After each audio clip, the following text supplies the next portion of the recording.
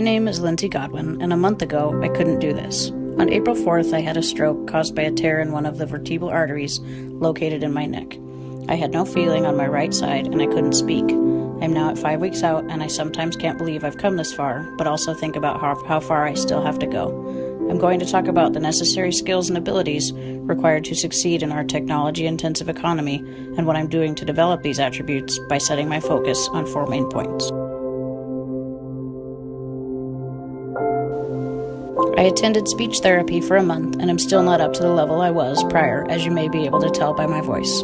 I read aloud and practice multisyllabic words to make sure my brain is remembering and retraining itself how to speak.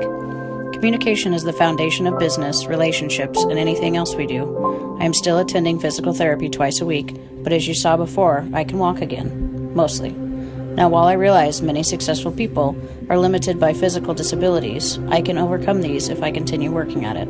I truly believe that is half the battle of being successful, by showing up and being present, not just physically, but really involving yourself in whatever it is you are doing, channeling the idea of deep work each and every day.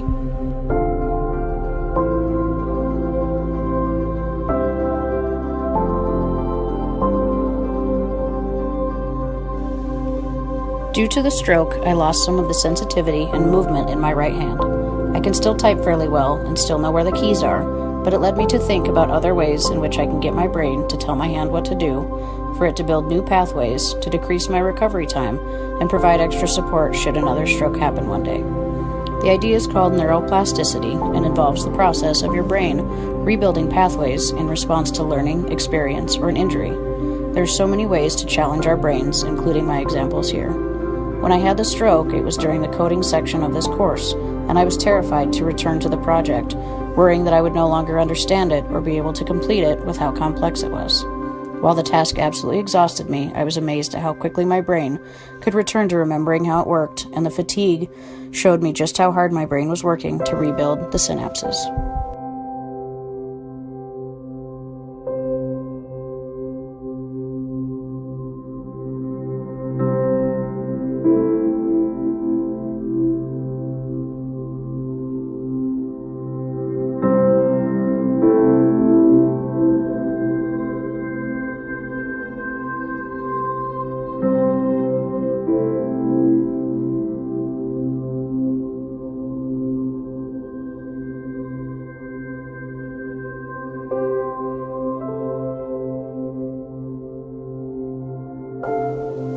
While family and friends have always been a huge part of my life, an experience such as this can only increase how much you realize the value of such.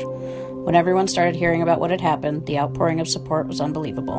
I have so many people rooting for me that it can only cause you to root for yourself even more. I see this translating into a successful career as well. The world we live in is such a collaborative environment that we can no longer succeed as a one-man show.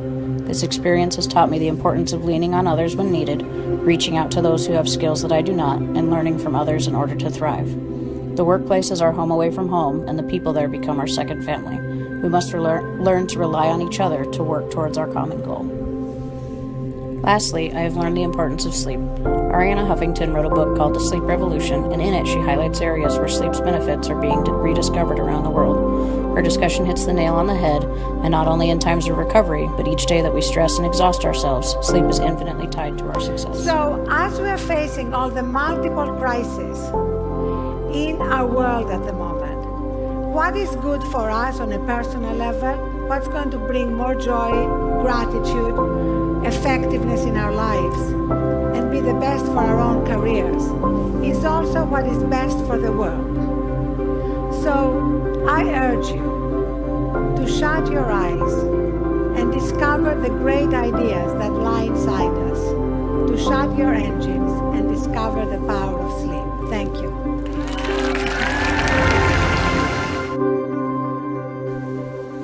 While I still have a road ahead of me to recover from this, I know that everything I am going through will further contribute to my success down the road.